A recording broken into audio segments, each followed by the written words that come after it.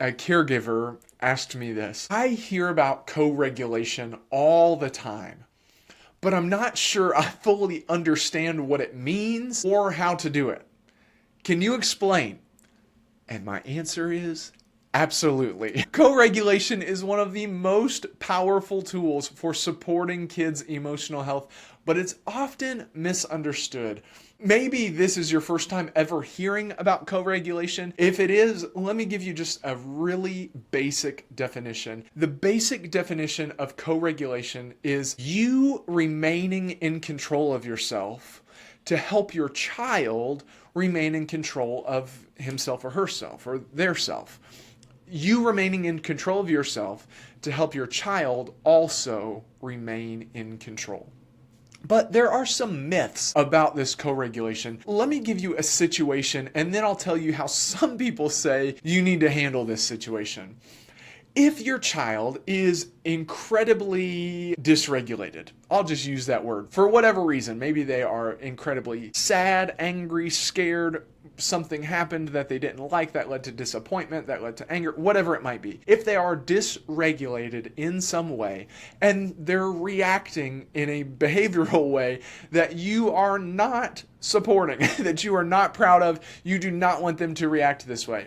There's kind of a few different ways that you can let the child know that they are reacting in a way that you do not approve of. One is that you can yell and scream and tell them to stop. But if you yell and scream and tell them to stop, that actually very rarely works at all. And long term, we know it doesn't work at all. But very rarely does it even work in the short term to help. It actually causes them to become more dysregulated, or it turns into a fight or an argument or whatever it might be. So if your child is dysregulated in some way, another way that you can deal with that is to pretend that it does not bother you at all and fake it. Basically, fake it till you make it and pretend like this is absolutely nothing, and that hurts you long term. Co-regulation is neither of those things. It is neither screaming at your child and telling them to stop, nor is it you pretending that you have no emotions about this situation. Co-regulation doesn't mean pretending you're not feeling an emotion. Co-regulation in that situation would be for you to remain calm even though you may be feeling upset, so that your child can see they can stay calm even though they may be feeling upset. To deny any emotion that you have about the situation would not be co-regulation. That would just be that you are able to handle more than they can. But co-regulation means that you are regulating yourself, and as you are regulating yourself, your child picks up on that energy that you are putting out, and they are able to better remain in control of themselves. There are several videos on my channel where I talk about co-regulation and these things called mirror neurons that are in a part of the brain called the motor cortex. It's right behind the prefrontal cortex and in between the parietal lobe and the prefrontal cortex.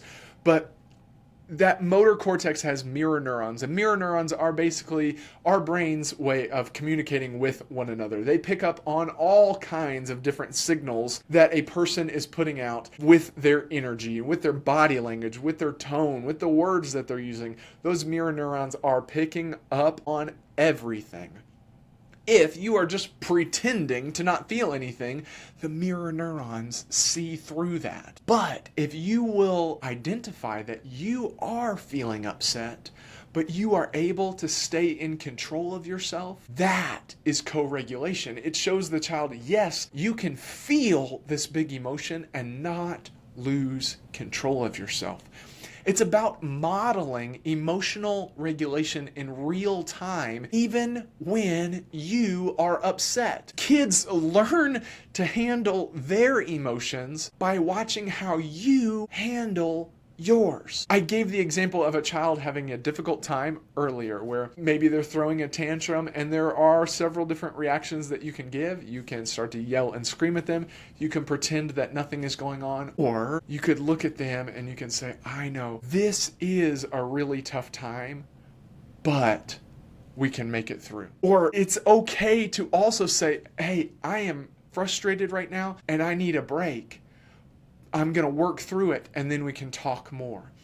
And what that shows your child is that even though you are feeling these big, difficult emotions, that you are staying in control of yourself.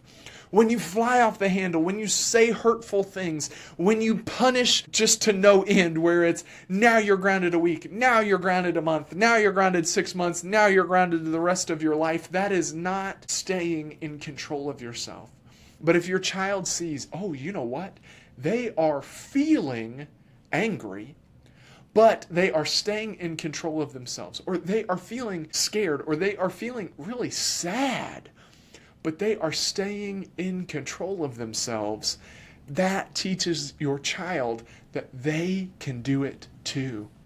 It's not about denying emotion. It's not about just faking that nothing phases you. It's about acknowledging that your feelings are real. But even with those feelings, you stay in control of yourself. When you say, I'm frustrated right now, but I'm working through it, that's how kids learn self-regulation.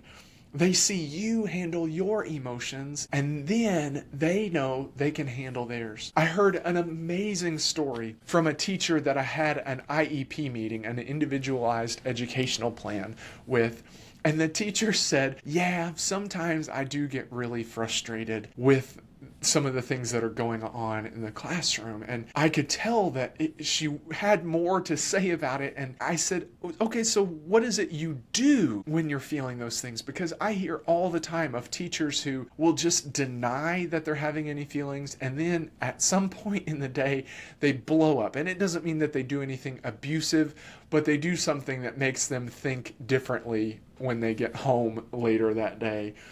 Or I've heard of the teachers that just start screaming because they are feeling upset. And she said, I don't know if this is right or not, but I tell the kids that I need to go use the calm down corner. And she said that she goes over into the calm down corner, which is this little tent that she has set up in the room. And she says, hey, I'm just going to take 5 minutes. And she has an assistant in her classroom, so she's able to just go in there for a few minutes. And she said she goes in there for 5 minutes. She even sets a timer to show how long it's going to be before she gets back out.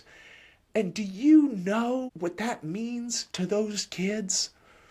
Do you know how amazing that example is for them? I don't know if you can hear the emotion in my voice of how beautiful of a thing that is for a child to see that an adult is using the same strategy that they are being asked to use when they are feeling upset.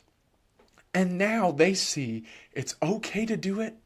It's going to be all right. They're going to make it through, and it's okay to feel however they're feeling. They can stay in control. That is co-regulation. It's acknowledging the feeling is going on, but also acknowledging you are still in control of yourself. And when kids see that, that's how they learn to stay in control of themselves as well. In our world today, sometimes it can feel like adults have to just stay tough. Or because of all the talk about mental health, it has gone in a direction where sometimes people feel afraid to share their emotions because they're afraid that someone might say that that means something else, that because they're feeling sad, they must have some disorder or diagnosis or whatever it might be. But when you can be brave and acknowledge how you are feeling, and then you can also show a child that even with those big feelings, you stay in control of yourself. That is how they learn. When you deny it, or when you blow up, or when you just refuse to acknowledge it, they can't learn how to do it themselves. They'll end up denying it. They'll end up blowing up. They'll end up refusing to acknowledge any feeling that they have or believing that their emotions are bad. But when they see you and they see you take care of it and they see you stay in control, they know that they can do it too. And that is what co-regulation is. And that is how you can use it with your child. Like this video, subscribe to the channel, and let me know in the comments how you have used co-regulation with the kids in your life.